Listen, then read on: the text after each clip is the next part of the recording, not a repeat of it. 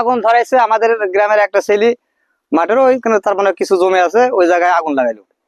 গম কাটা হয়ে গেছে, গমের ওই নাড়া পড়ে আছে, নাড়া পোড়ানোর জন্য মানে ফাঁকা জমি পুড়ি ও পরিষ্কার করে জমি চাষ করবে আর কি, এই উদ্দেশ্যেও আগুন লাগিয়েছে। তখন ওই আগুন ছুটি গেল চারিদিকে, একদম ছিটি গেল আগুন। আর মাঠ ভরা ফসল, পুরা মাঠ গম, যা পুড়িয়েছে কালো যা দেখতে পাচ্ছেন সব গম। বিঘিতে 20 মন করে গম হওয়ার কথা বা হয়েছে, আমার 50 মন গম হবে। আমার ক্ষতি 50 মন হিসাবে যে দাম হয় সে দামে ক্ষতিপূরণ হবে। আমার 2.5 বিঘি গম, 2.5 বিঘি শ্বাস।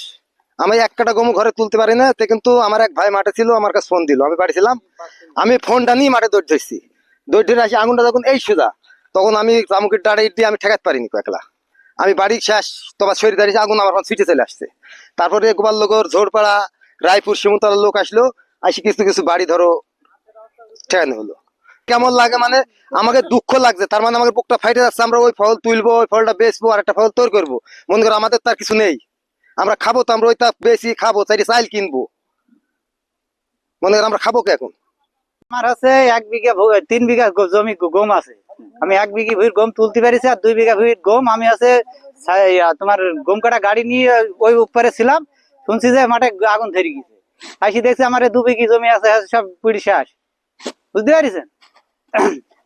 মাঠে আসি দেখছি জনগণরা সব আছে নিবানির জন্য, সব কেউ তামুকির ডাটা নি, কেউ ভুটকুট ডাটা নি, পুরানির জন্যই হচ্ছে ই করছে।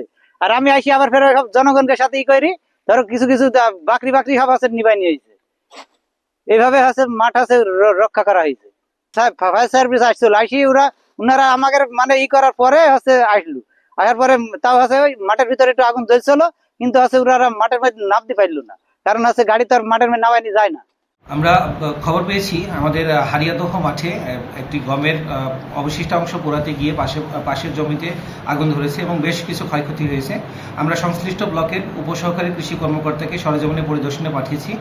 হয়তোবা পরিদর্শন শেষে আমরা বলতে পারবো কি পরিমাণ ক্ষয়ক্ষতি হয়েছে। তবে আমরা কৃষকদেরকে অনুরোধ করব যে এভাবে খোলা মাঠে আগুন নিয়ে আমরা ঝুঁকি না নিতে, কারণ আমরা যদি আগুন লাগিয়ে দিই পার্শ্ববর্তী ফসলের ক্ষতি হতে পারে। একই সাথে জমিতে থাকা যে সকল অণুজীব আমাদের জমির উর্বরতা বৃদ্ধি করে, সে সকল অণুজীব অনেক সময় নষ্ট হয়ে যায়, যার কারণে আমরা নিরুৎসাহিত করছি কৃষকদের এভাবে খোলা মাঠে আগুন দেওয়ার জন্য।